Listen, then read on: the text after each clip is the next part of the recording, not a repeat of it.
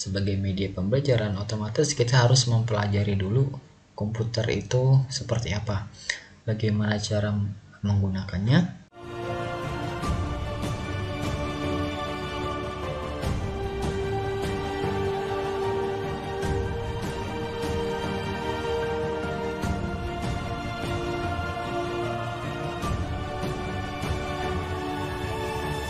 Tiga, dua, satu, back to basic.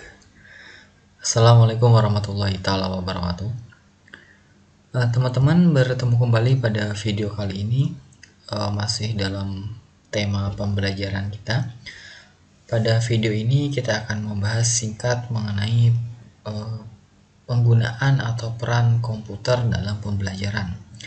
Nanti yang akan kita bahas antara lain mengenai konsep dasar dari sebuah komputer itu, kemudian ada beberapa jenis teknik komputer dalam pembelajaran, kemudian ada beberapa manfaat, kekurangan, dan kelebihan penerapan komputer dalam pembelajaran. Oke, langsung saja yang pertama. Sebelum kita masuk ke hal-hal yang lainnya, kita akan singgung secara singkat dulu histori dari apa itu komputer ya. Menurut sejarahnya, komputer itu awalnya diciptakan hanya untuk digunakan untuk satu fungsi tertentu saja, yaitu sebagai perhitungan angka atau sebagai alat hitung ya. Jadi pada saat ditemukannya, karena pada saat itu banyak ahli-ahli matematika, jadi digunakanlah komputer itu sebagai alat hitung ya. Berikutnya adalah komputer adalah merupakan seperangkat alat elektronik yang menghubungkan komponen satu dengan lainnya sehingga menghasilkan informasi yang sebelumnya telah diolah terlebih dahulu. Nah, kalau ini adalah konsep komputer yang sudah modern, jadi terdapat di situ seperangkat alat elektronik ya. Jadi bukan satu alat elektronik tapi seperangkat. Kalau kita ngomong seperangkat, berarti komputer itu terdiri dari beberapa alat elektronik ya, yang dihubungkan kemudian menghasilkan informasi berdasarkan data yang telah diinput kemudian diproses atau diolah, seperti itu. Kemudian komputer itu digunakan dalam bentuk penggunaan yang multidimensi ya. Multidimensi di sini dalam artian tidak terfokus di satu sisi saja, tapi bisa juga digunakan di sisi yang lain. Misalnya tidak hanya untuk mengetik atau digunakan sebagai pekerjaan kantor, tapi juga sudah ke arah lain. Misalnya untuk desain grafis, untuk editing video, untuk proses belajar mengajar dan lain-lain sebagainya. Jadi apalagi kalau sudah sekarang ini komputer itu seakan-akan sudah menjadi sebuah hal pokok yang digunakan dalam keseharian. Nah, itu secara singkat histori dari sebuah komputer. Berikutnya, dalam penggunaannya komputer dalam pembelajaran itu terdapat beberapa hal yang perlu diperhatikan ya. Yang pertama, perkembangan dari era digital atau perkembangan dari teknologi. Semakin cepatnya perkembangan teknologi, dalam khususnya yang kita bahas adalah dalam teknologi pendidikan, semakin pesat pula perkembangan komputer yang menyesuaikan dengan kebutuhan dari proses pembelajaran yang dilakukan baik oleh guru, dosen, ataupun tenaga pendidik lainnya ya. Dengan perkembangan teknologi, pembelajaran kita tidak bisa dilaksanakan secara atau seperti dahulu yang tidak menggunakan komputer ya. Misalnya dalam proses pembelajaran tertentu yang ingin mengetahui misalnya saja seluk-beluk tentang anatomi tubuh kita, itu tidak akan susah kalau dilakukan dengan teknologi yang tanpa menggunakan komputer, atau digunakan misalnya hanya praktik-praktik biasa dengan membuat manekin atau tubuh palsu yang kemudian dicat ya. Kalau mungkin Anda pernah melihat ya, kayak patung tengkorak ataupun patung organ dalam tubuh manusia. Biasanya itu kalau di jurusan IPA ya, seperti itu ada biasanya. Nah, dengan penggunaan teknologi tentunya hal-hal itu tidak sudah disingkirkan. Jadi kita sudah masuknya ke arah video sudah. Nah, dengan menggunakan video yang diolah dengan komputer, otomatis pembelajaran yang sebelumnya mungkin terasa monoton, kalau dengan penggunaan teknologi akan lebih interaktif dan lebih inovatif. Kemudian dengan adanya komputer itu pembelajaran dapat memberikan respon yang cepat ya. Karena penjelasannya umumnya itu sudah apa namanya, kalau formatnya kayak multimedia ya, jadi udah dijabarkan dalam bentuk itu sehingga nanti tinggal ada feedback antara guru dan siswa atau dosen dan mahasiswanya mengenai materi tertentu yang akan diberikan. Jadi apa ya, dosen tidak terlalu atau guru tidak terlalu sering menceritakan hal-hal yang detail, tapi sudah digambarkan jelas dengan materi yang dibuat sebelumnya menggunakan komputer. Kemudian dapat menyampaikan pembelajaran secara langsung ya. Ya, dengan menggunakan komputer, sistem pembelajaran bisa dengan cepat langsung disampaikan tanpa harus mempersiapkan hal-hal lainnya. Kemudian secara langsung di sini juga dapat diartikan langsung tanpa terbatas dari jarak dan waktu dengan konsep daring ya. Jadi dimanapun Anda berada, itu bisa pembelajaran bisa langsung dilaksanakan pada saat itu juga dengan dengan kesepakatan tentunya ya sebelumnya ya. Kemudian ada interaksi yang lebih luas. Nah, ini juga sambungannya.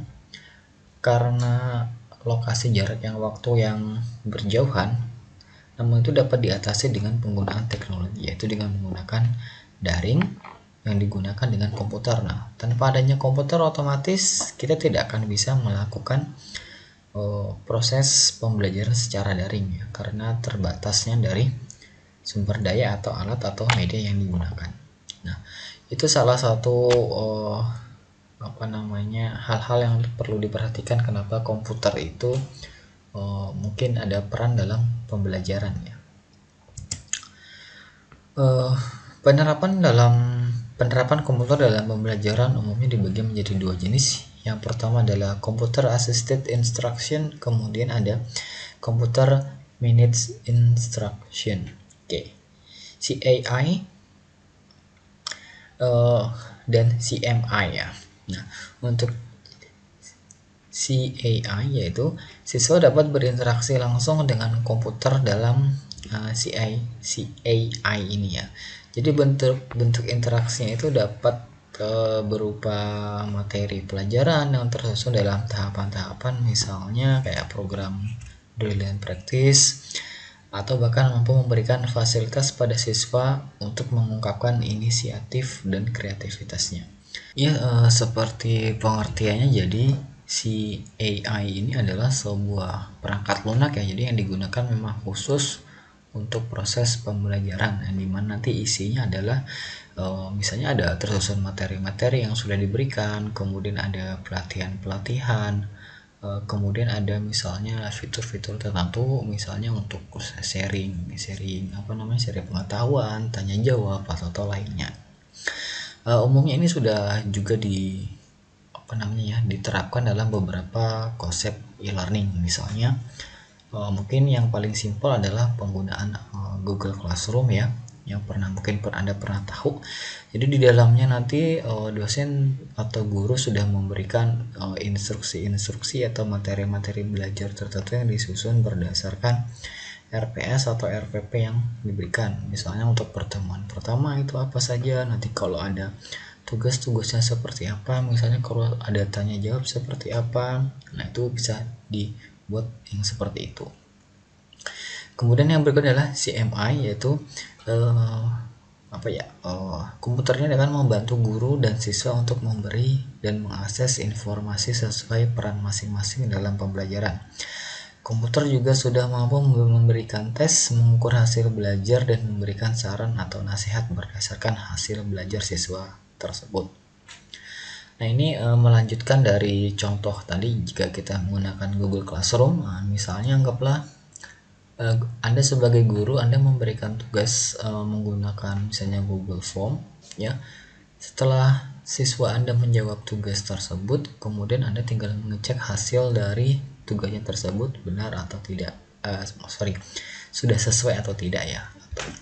Jika ternyata tugasnya belum sesuai atau kurang tepat atau kurang sesuai, Anda bisa memberikan feedback kembali mana letaknya yang salah dari jawaban tersebut atau yang kurang tepat dari jawaban tersebut, kemudian meminta si siswanya untuk memperbaiki lagi jawabannya. Nah, itu bisa dilakukan dengan beberapa aplikasi e-learning yang bisa Anda pakai, baik yang berbayar maupun yang gratis.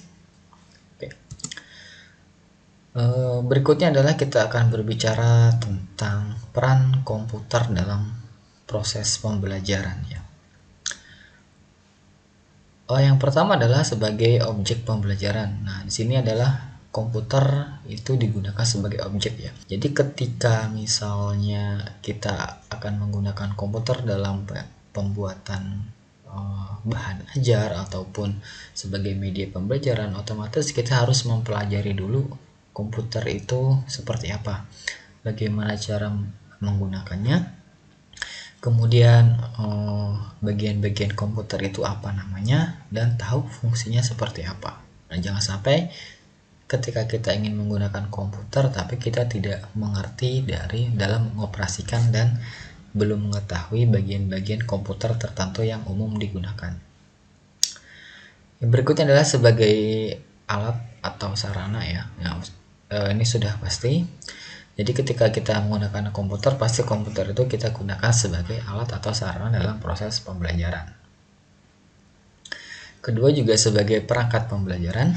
Perangkat pembelajaran di sini yang dimaksud adalah ada sebuah aplikasi yang sudah disediakan ya atau dikembangkan misalnya oleh seseorang atau perusahaan tertentu, dan ketika ingin menggunakannya pasti menggunakan komputer ya. Nah, ketika menggunakan komputer itu aplikasi itu kita akses, dan di dalam aplikasi itu sudah tersedia berbagai macam jenis proses-proses pembelajaran. Ya, jadi ada sebagai perangkat pembelajaran. Jadi di situ sudah termasuk misalnya materinya sudah ada di situ, testingnya sudah ada di situ, video misalnya tutorialnya atau penjelasan sudah ada di situ, sampai proses examination atau tes dan sebagainya. Nah, contohnya itu kayak seperti mungkin kalau yang lagi hits kemarin-kemarin itu ada ruang guru ya. Jadi di situ dengan menerapkan komputer, ruang guru itu akan satu paket. Nah, jadi sebagai perangkat pembelajaran di situ. Jadi sudah ada kontribusi antara ruang guru dengan komputer ataupun dengan smartphone kalian. Kemudian yang berikutnya adalah sebagai sarana yang mampu mengajarkan berpikir secara logis. Berpikir logis di sini dimaksudkan adalah dengan perkembangan teknologi informasi khususnya komputer dan internet, otomatis para siswa ataupun mahasiswa pasti dituntut untuk berpikir logis. Logis dalam artian tidak selalu melulu artinya hanya mendapatkan satu sumber informasi saja, tapi juga mampu mendapatkan informasi dari sumber-sumber lain. Nah, kemudian akan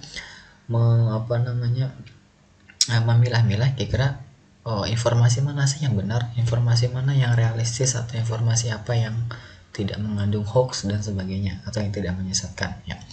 Karena mungkin saja misalnya penjelasan dari seorang dosen atau guru itu agak sedikit kurang tepat ataupun kurang lengkap ya. Jadi peran dari siswa dan mahasiswa juga mampu berpikir logis ketika mendapatkan sebuah proses pembelajaran baik dari guru atau dosen. Nah, contoh lain dalam kemampuan berpikir logis adalah ketika mungkin teman-teman yang suka main game. Nah, ketika main game tuh otomatis kita akan dipacu untuk berpikir gimana caranya menyelesaikan sebuah game tersebut ya. Nah, dengan dipacunya itu otomatis kita akan melakukan pemikiran yang logik ketika ingin memecahkan masalah tertentu. Tidak mungkin kita berpikirnya tanpa pikiran logis ya. Jadi pikirnya itu gimana caranya menyelesaikan game itu sesuai misalnya dengan waktu yang ditentukan atau dengan rintangan yang disediakan di aplikasi tersebut.